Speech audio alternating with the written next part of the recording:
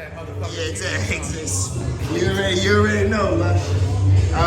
Man, Prime Time GTX. We're here at Midnight Madness, and Lush has pulled up, showing love. We in the trenches, North Philly issues. Come on, man. Showing love, man. Had to do it. I love what Bill's a good friend of mine, Jack, Sir. Yeah. Fuck with them real heavy. So, I love the energy that Midnight Madness embodies. Battle rap is defined by energy. 100%. Like you can spend $500,000 on a card, but if it don't captivate the people, if you don't have that raw energy, ain't nobody gonna give a fuck. Ain't nobody give a fuck at all. Man, an announcement earlier this week, you guys had like a 2-for-1 announcement, obviously, Diz versus Crooked Eye, and that, all the battlers will get their royalties and things like that. Yep. You know what's fucking crazy, not to cut you off, I've been, from the inception, I've been very transparent about the fact that we're doing residual income, mechanical royalties, and offering ownership of footage. I had to put on a motherfucking suit with a bow tie and a damn fedora for people to actually take it serious. And that shows you the power of optics right there. Yeah, now 100% now. Will the battlers find out more as they, obviously talk with you or sign whatever, that they need to sign, or will there be like an outline for everyone, like, here, this is what you guys are, So there's several different parts of the process. When we book people, like everyone that we booked on our first card, the Prelude, they're already aware of it. Like we let them know off rip. Like we worked out specific situations depending on who the individual is. Yes. It's not one blanket deal that we offer. Of course, yeah. Like for example, with Geechee Gotti, we're booking Geechee, good friend of mine. You know what I mean? Since he came in the game and rocking with Geech, booked his first battle that hit 100,000 views, all that shit. So we talking, and I was like, okay, there's two options here. I can either pay you your usual rate, which is astronomically high, or I can pay you another rate, which is also very high. Yeah. But we gonna work out a situation as to where you can release this footage on your channel, as long as it's co-branded with the GTX and it has certain parameters that we verify off rip, then it's all good. So that's what we did with him. Everybody else is well aware of the process. Once we register the ISRC code, we let them know, we shoot them the code. They sign into their PRO organization, whether it's ASCAP or BMI, whoever they rocking with, they sign up for their royalties. Boom, you feel me? Like we have the distribution through Sony Orchard. It's a streamlined process in that regard.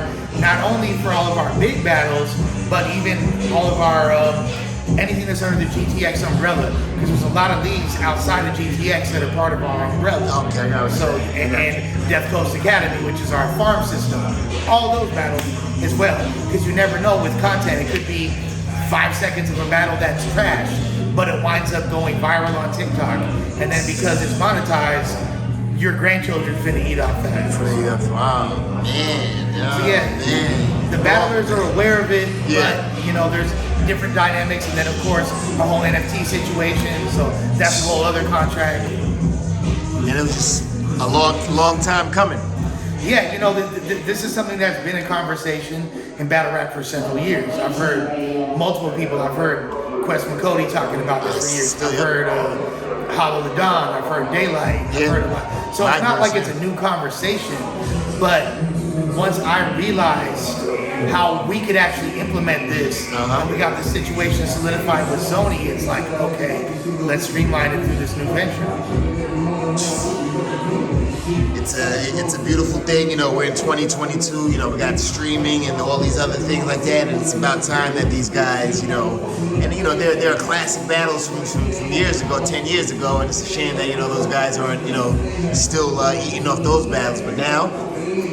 Well, and the cool part is, it's really not too late. There's still ways. You see? You're not going to be able to get everything. You're not going to be able to get like retroactive money, but you can still register it and make sure that moving forward you're able to get those. There's different ways to do it. So, man. Take the audio, put it through a streaming platform, and you'll be able to do it. You'll be able to do it. See, so it's a lot of science behind it, but like I said, if you take the time and, obviously, if you're serious about your brand, look, we wouldn't be true to our model of being for battle rappers, by battle rappers, you feel me, if we weren't doing things like this. And we don't want this to be a selling point on why you should fuck with GTX. Now, the fact that we have it through Sony, so they're gonna chase that bag a lot better than Billy's backyard fucking distribution service. Yeah. That right there is a selling point. But we want all the links. We want to set a new precedent.